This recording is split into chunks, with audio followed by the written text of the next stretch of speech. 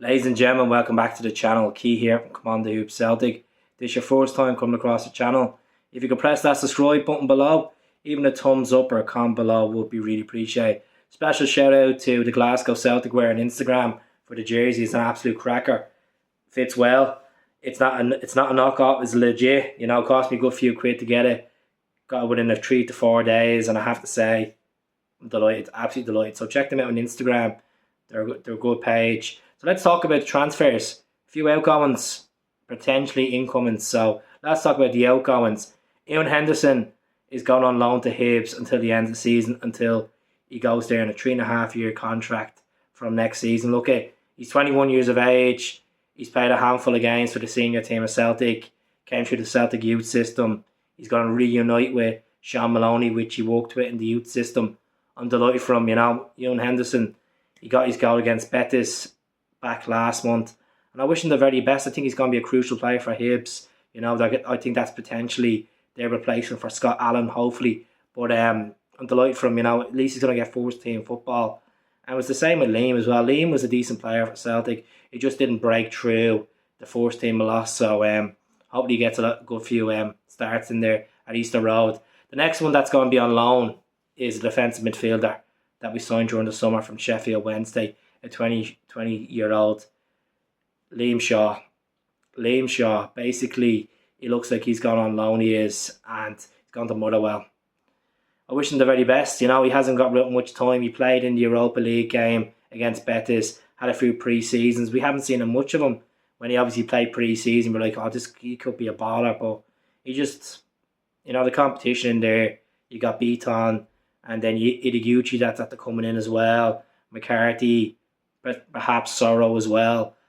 So he's not going to get a sniff in first team football. Motherwell's a good club for him to learn the trade. He's gone on loan there until the end of the season, so I wish him the very best. Celtic are willing to listen to offers for Bolingoli. Nothing concrete yet. No one's has put in an official bid for Bolingoli to even take him on loan. As you know, he went on loan last season to Istanbul. He had a few Champions League games in there, considering the circumstances that we went through with him over the COVID breach. But okay, he's done a decent job since he came in this season, the 4 games he played. So never say never. Look, if we have competition at the back, left back, Scales, Taylor, Montgomery, Jovanovic plays there as well, and Hatate can play there as well. So Bolingoli needs to move on. If we can even get a million, 1.2 or 1.3 million back off the original fee that we paid of 3 million, I'll be delighted with that as well. So Barkas, just looks like that the teams in Turkey are still looking at Barkas. No official teams have came out and said they put in a formal bid. It's all been sniffing around.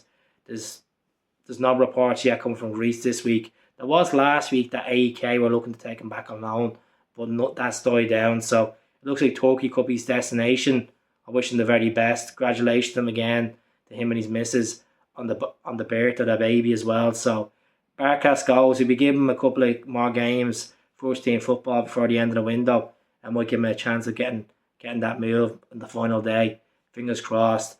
A guy that we've been talking about on the channel, and we keep talking about, Martin Boyle, keeps popping up on all the Facebook feeds I share. 28 years of age. He's an Australian international, Scottish-born player. 14 goals this season in 21 appearances and 5 assists. Would you want Martin Boyle on the right wing? Even though we have a Abada up there and we have James. He can play up front as well. I'm not willing to pay 3 million for him, to be honest, which is, I don't think he's worth 3 million for 28 years of age. He hasn't really played for any other big clubs besides Hibs. So I won't be going for the 3 million on this guy. Definitely not. If you get him for 1.5 million, maybe. Celtic obviously have to do business today with Hibs, so there could be a bit more negotiations in there. Fingers crossed. So I like Martin Boyle. I think he's a cracking player, but he's not worth 3 million in my eyes. Definitely not. And I hope you still agree with me in the comments below. And then we're going to talk about Johnny Kenny, Sligo Rovers forward, 18 years of age. He's played for the under 21s Republic of Ireland, under 18s. The deal looks like it's going to be finalised in the next 24 hours. He's at the score 9 goals in 26 appearances for Sligo Rovers last season in the League of Ireland. He can play on the left and he can play up front. Very pacey player and skillful.